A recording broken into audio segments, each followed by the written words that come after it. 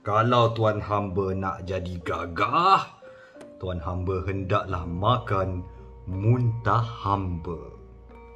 Di suatu kampung cool yang indah dan permai, bermulalah Alkisah Badang. Pada zaman dahulu di sebuah pulau yang namanya Temasek, kalau sekarang ini dikenali sebagai Singapura, hidupnya seorang hamba bernama Badang.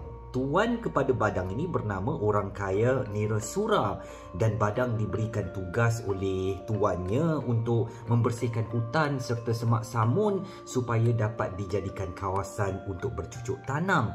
Tempat itu terletak berdekatan dengan kaki bukit, entah Bukit Timah atau Bukit Batok di Singapura sana tu. Dan kawasan tempat Badang diberikan tugas itu ada anak sungai yang mengalir. Di dalam sungai itu berenang-renang anak-anak ikan di airnya yang jernih. Jadi Badang berfikir, daripada tiap-tiap hari aku asyik makan nasi dengan lauk sambal sahaja, lebih baik juga aku tangkap anak-anak ikan ini untuk dijadikan lauk. Kalau ada lebih sedikit, bolehlah aku persembahkan ikan-ikan ini kepada tuan aku. Tentu dia suka kepada ikan tebarau, ikan terbuk dan lain-lain ikan yang ada. Jadi Badang pun mencari buluh untuk membuat lukah. Dan lukah ni adalah sejenis perangkap ya untuk menangkap ikan-ikan di sungai. Dia pun menahan lukah itu di dalam sungai.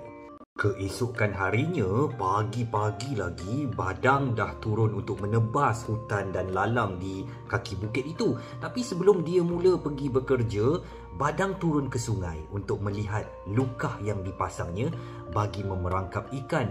Alangkah terkejutnya Badang kerana apabila dia mengangkat lukah itu, yang ada hanya timbunan tulang-tulang ikan dan sisik-sisik ikan.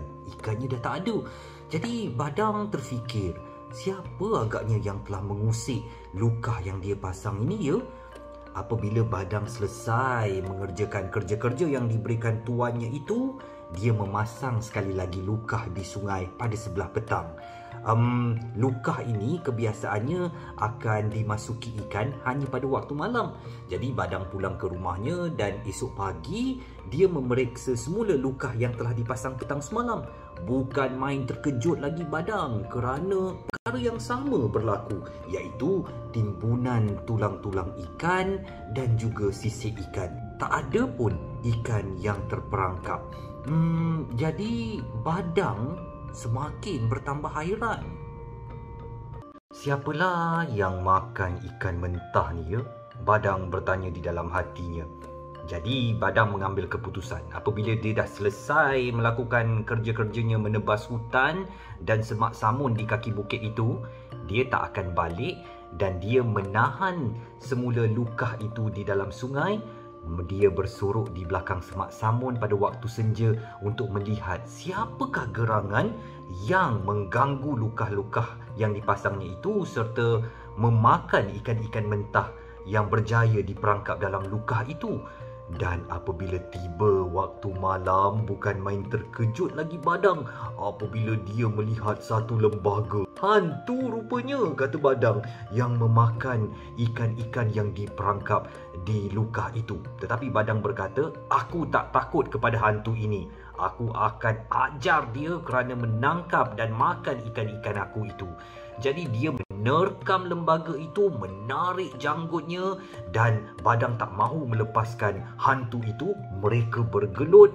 Akhirnya Badang hampir menang menumpaskan hantu itu, dan lembaga itu merayu-rayu kepada Badang untuk minta dilepaskan. Kata lembaga itu, kalau tuan hamba lepaskan saya akan berikan apa sahaja yang tuan hamba mahukan. Badang berfikir sejenak. Aku nak minta apa ya?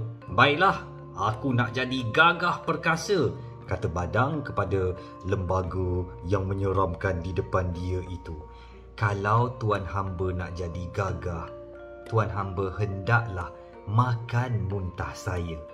Badang kata, tak mengapa, aku setuju. Cepat, engkau muntahkan apa saja supaya aku boleh menjadi gagah. dan perkasa. Tambah berlengah lagi, Badang pun makanlah muntah lembaga itu yang diletakkan di atas satu daun keladi. Badang tak tunggu lama, dia terus mencuba. Betul ke aku boleh jadi gagah perkasa? Diangkatnya sebatang pokok, dicabutnya daripada tanah begitu sahaja. Wah, memang betul-betul menjadi hikmat daripada makan muntah lembaga berkenaan. Badang pun mengucapkan terima kasih kepada lembaga itu. Dan tiba-tiba lembaga yang hodoh tadi tu bertukar wajahnya menjadi seorang manusia yang kacak, berambut putih dan berjanggut putih. Aku bukanlah hantu seperti yang kamu sangkakan. Aku datang untuk menolong engkau, wahai Badang. Kamu seorang yang tabah, cekal, jujur, niat baik kepada tuan engkau, nak membawakan ikan-ikan kepadanya, kata lelaki itu. Kemudian lembaga itu pun gaib daripada pandangan. Kekuatan Badang boleh buat macam-macam, boleh mencabut pokok, boleh melakukan kerja-kerja berat dengan mudah, menjadi bualan orang ramai, sehingga akhirnya Badang dilantik menjadi pahlawan yang disegani dalam negeri Temasek.